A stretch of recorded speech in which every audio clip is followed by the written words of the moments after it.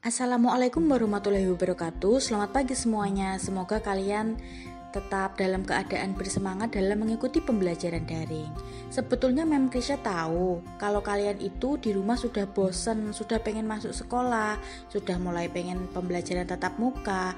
Tapi mau bagaimana lagi, kita tidak bisa melanggar peraturan yang sudah ditetapkan oleh pemerintah.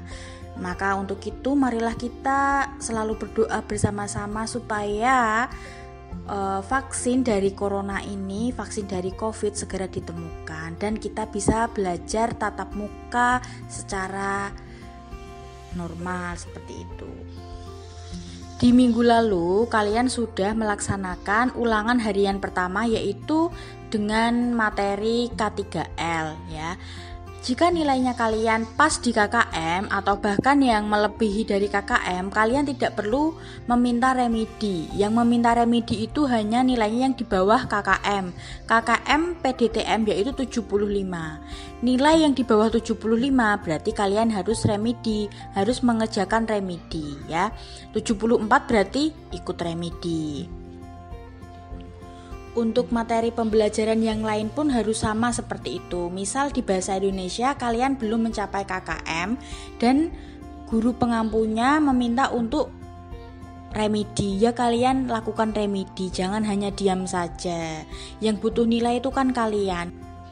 Minggu ini kita akan belajar bab baru yaitu mengenai alat ukur dasar. Alat ukur yang seperti apa?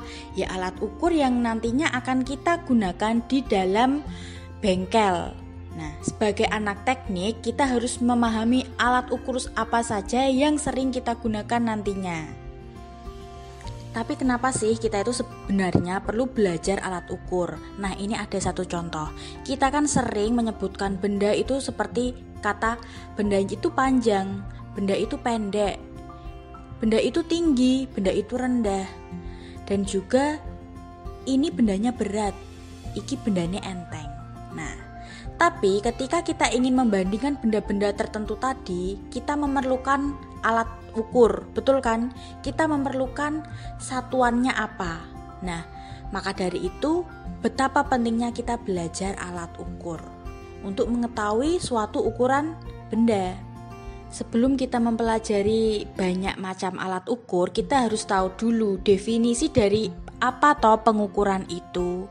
Pengertian pengukuran itu apa? Yaitu merupakan aktivitas atau kegiatan yang membandingkan kapasitas atau banyak sedikitnya suatu objek dan kejadian dari dunia nyata.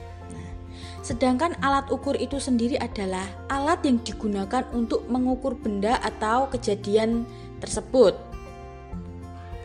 Sehingga dalam pengukuran perlu mengetahui adanya besaran, satuan, dan dimensi. Kalian pasti udah belajar ya di fisika, mungkin kemarin udah disinggung sedikit. Besaran yaitu suatu yang dapat diukur dan dinyatakan dengan angka dan mempunyai satuan. Sedangkan satuan adalah ukuran daripada suatu besaran tersebut. Untuk dimensi adalah cara penulisan dari besaran-besaran dengan menggunakan simbol atau lambang besaran dasar. Ini ada tambahan, ilmu pengukuran atau bisa disebut dengan metrologi. Pengertiannya yaitu adalah disiplin ilmu yang mempelajari cara-cara pengukuran, kalibrasi, dan akurasi di bidang industri, ilmu pengetahuan, dan teknologi.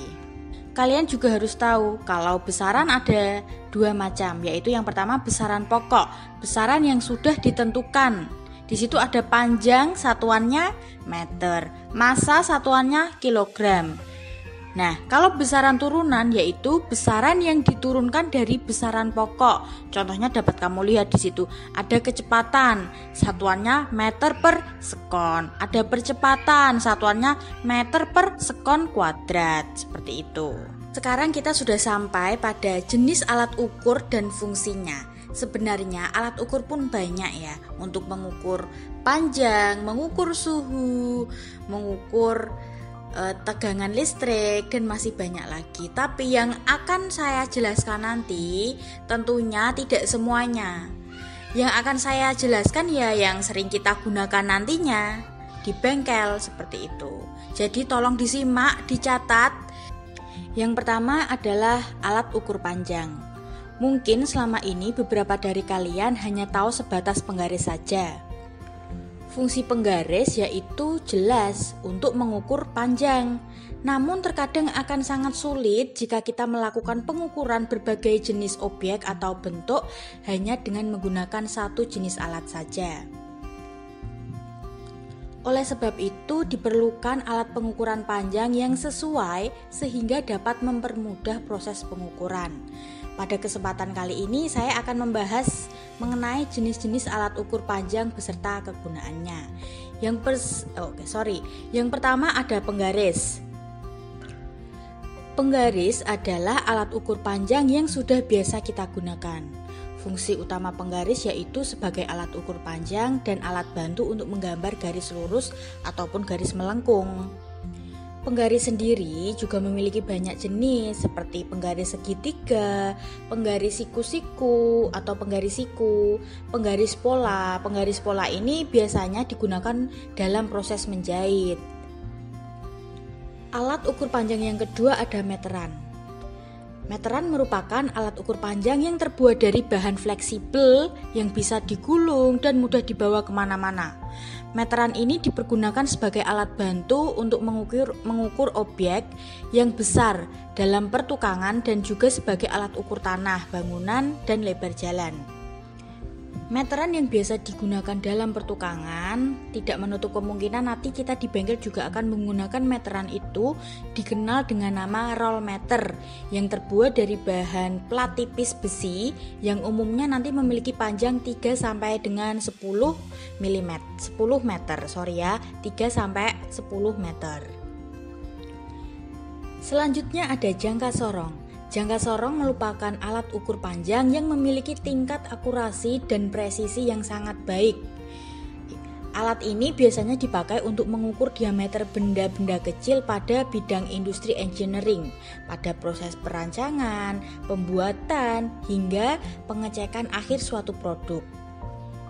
Karena memiliki tingkat akurasi dan presisi yang tinggi, jangka sorong menjadi pilihan para engineer ketimbang menggunakan penggaris. Terlebih lagi saat ini sudah ada jangka sorong yang digital yang dapat menampilkan hasil ukur pada layar digital secara langsung. Nah, kalau kamu lihat di situ gambarnya, bentuk jangka sorong itu menyerupai kunci Inggris ya. Lebih mirip-mirip kunci Inggris. Selanjutnya ada micrometer screw. Ya, micrometer screw itu merupakan alat ukur panjang yang memiliki tingkat akurasi dan presisi yang sangat baik, ya, lebih presisi daripada jangka sorong. Dulu pada awal penemuannya, benda ini difungsikan untuk mengukur jarak sudut antara bintang-bintang dan ukuran benda luar angkasa dari teleskop.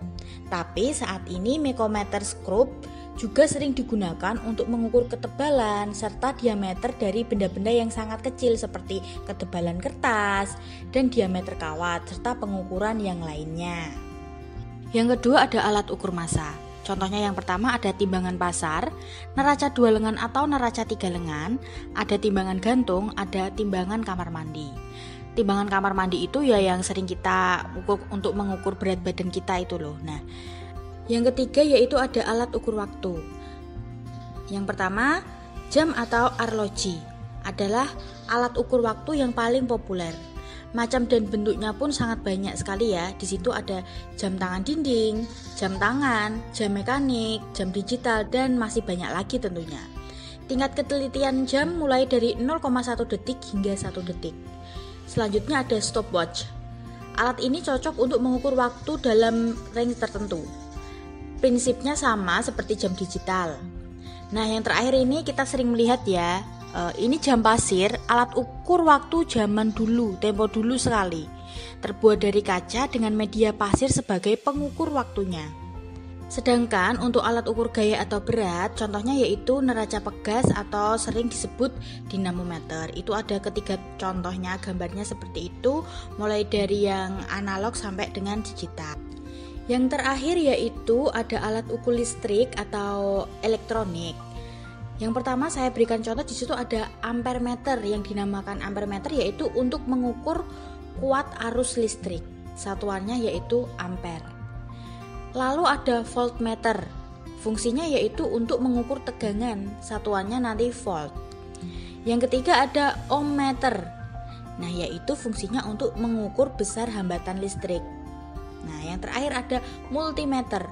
Multimeter itu sendiri adalah gabungan alat ukur listrik yang bisa digunakan untuk mengukur tegangan, arus, dan hambatan listrik sekaligus. Berarti multimeter ini fungsinya adalah, namanya saja multi, berarti dia bisa untuk mengukur semuanya.